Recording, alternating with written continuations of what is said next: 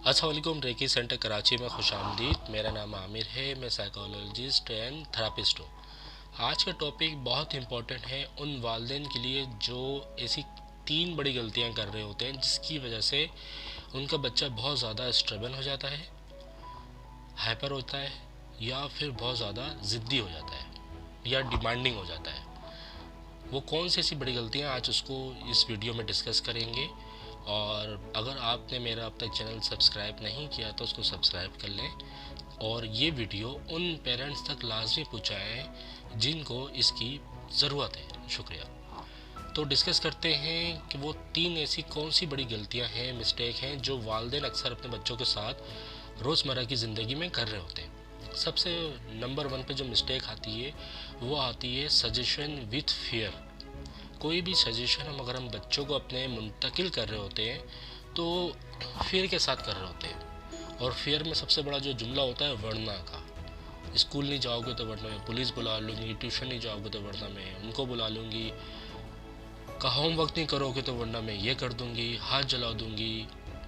तरह तरह के जुमले हम अपने बच्चों के साथ कर रहे होते हैं, जिसकी वजह से उनकी अर्ली एज से ही वो फियर ऐसे डेवलप हो जाते हैं, जिसकी वजह से हर काम में उनको आपने वरना या फिर मैं ये कर दूँगी वो कर दूँगी का जुमला कहना पड़ता है, जिसकी वजह से बच्चे के अंदर मुख्तलिफ तरह के फियर डेवलप हो जाते हैं जो कि उनकी आने वाली लाइफ में आगे तक लेके चल रहे होते हैं। या तो फिर ख़ानदान में कोई ऐसे अंकल होते हैं जिनकी शक्ल से डराया जा रहा होता है कि ट्यूशन का होमवर्क कर लो वरना मैं रशीद भाई को बुला लूँगी। हालांकि वरना की जगह आप कोई अच्छे जुमले भी दे सकते हैं ताकि बच्चे के अंदर एक गाइडनेस पैदा हो, एक स्ट्रगल पैदा हो, एक अच्छी चीज़ पैदा हो। और ये डराने वाले जुमले, डराने वाले जुमले फिर आपको हर चीज़ जो अप्लाई करनी होगी वो हमेशा डरा के ही अप्लाई करनी पड़ेगी, ताकि उनको सुलाना है तो डराना है, या उनको खाना खिलाना तो डराना है, स्कूल भेजना तो डराना, होमवर्क कराना तो डराना है। तो सजेशन विथ फियर अक्सर वालिदैन कर रहे होते हैं अपने बच्चों के साथ, जिसकी वजह से बच्चों में वहीं से ही फियर बहुत ज़्यादा डेवलप हो जाता है और उनकी आने वाली लाइफ तक बहुत ज़्यादा उनको डिस्टर्ब करता है। वो चाहे स्कूल में कोई प्रेजेंटेशंस हो, स्कूल के टाइम पे पहुंचना हो, होमवर्क हो, ज़रा सा लेट हो जाए तो डर बैठ जाता है उनके अंदर, ठीक है। या खाना नहीं खा रहे या खाना खाते वक्त उनके अंदर इस तरह की कंडीशन बढ़ जाती है, या तो वो फियर की सूरत में खा रहे होते हैं। वो सेहतमंद खाना, ज़िंदा रहने के लिए, जान बनाने के लिए खाना अप्लाई नहीं होता, क्योंकि वो फियर शामिल करके आप उनको खिला रहे होते हैं। सेकंड जो बहुत बड़ी मिस्टेक होती है multi directional parenting. Multi directional parenting में ये चीज़ देखी गई है कि अक्सर वालिदैन के दरमियान कन्फ्लिक्ट ये होता है कि माँ अपने हिसाब से समझाना चाह रही होती है बच्चे को, कहाँ स्कूल भेजना है, कहाँ पढ़ाना है, उसको किस तरह लेके बैठना है, उसको डायरेक्शन क्या देनी है। उसका टून, लैंग्वेज स्टाइल माँ का अक्सर बहुत डिफरेंट होता है बच्चे के साथ। तो बच्चा फिर डाइवर्ट होता है, या फिर वालिद साहब जो होते हैं वो अपने हिसाब से बच्चों को गाइड करना चाह रहे होते हैं, समझाना चाह रहे होते हैं, उसको पढ़ाना चाह रहे होते हैं, जिसकी वजह से दोनों की दरमियान जो कन्फ्लिक्ट होता है बच्चों के अंदर बहुत ज़्यादा वो स्पेस पैदा कर देता है। अब वो स्पेस में होता है कि बच्चा या तो फिर माँ की तरफ होता है या फिर बाप की तरफ हो जाता है, जिसकी वजह से बच्चे के अंदर डायरेक्शन सिम में नहीं आ पा रही होती कि मैं किसको फॉलो करूँ। अमूमन आपने देखा होगा कि पापा जब घर पर आते हैं तो बच्चा बैठता पढ़ने के लिए, काम करने के लिए।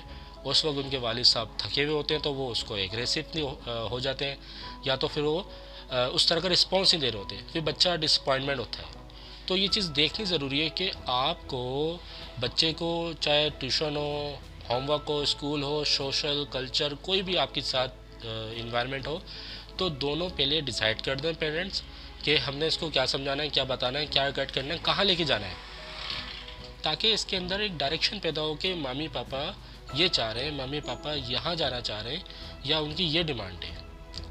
तो मल्टी डायरेक्शन में इस तरह के इश्यूज अक्सर बच्चों के साथ आते हैं कि वो फॉलो नहीं कर पा रहे होते, किसको फॉलो करें।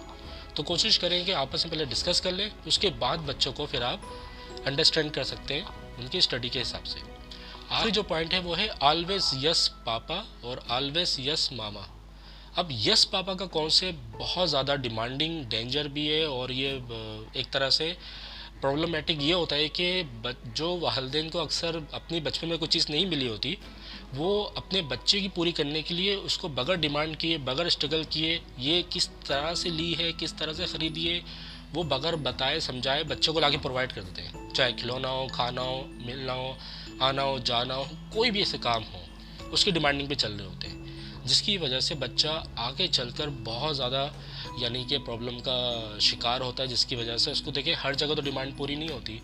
आपने घर में हर चीज़ की डिमांड पूरी कर दी, उसके खिलौने की, खाने की, पहनने की, फिर वो अपने फ्रेंड्स बनाने में भी डिमांड कर रहा होता है, किसी के घर जाने आने में बड़ा डिमांड पैदा कर रहा होता है।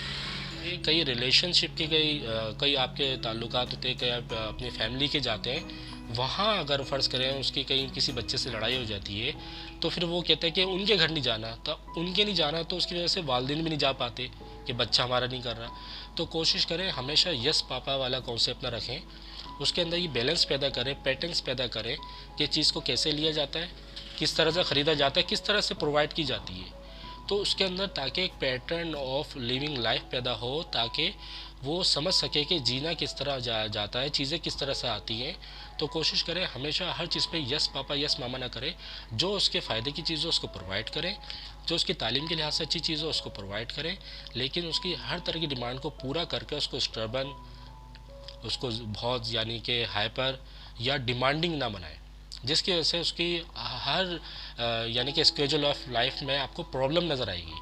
तो अक्सर वालिदैन ये 3 बहुत बड़ी गलतियाँ करते हैं, जिसमें पहली थी सजेशन विद फियर, सेकंड थी मल्टीडायरेक्शनल पेरेंटिंग, और थर्ड थी उसमें ऑलवेज यस पापा और यस मामा वाली। तो कोशिश करें, उम्मीद करता हूँ ये तीनों चीज़ें आप फॉलो करेंगे, जिससे आप अपने बच्चे के अंदर इस तरह के फियर भी उठाएंगे, डायरेक्शन भी पैदा करेंगे, और उसको एक नॉर्मल चाइल्ड बनाएंगे, जिसकी वजह से वो आसानी से समझ सके कि किस तरह से चीज़ हासिल की जाती है और किस तरह से जिया जाता है। तो उम्मीद करता हूँ ये वीडियो आपको बहुत पसंद आएगी। ये वीडियो उनके साथ लाजमी शेयर कीजिएगा जिनको उनकी ज़रूरत है। अगर आप बच्चे की थेरापी या काउंसलिंग कराना चाहते हैं तो आप मुझसे रब्ता कर सकते हैं। Reiki centre, Tariq road, Karachi में। मेरा नंबर स्क्रीन पे शो हो रहा होगा। शुक्रिया।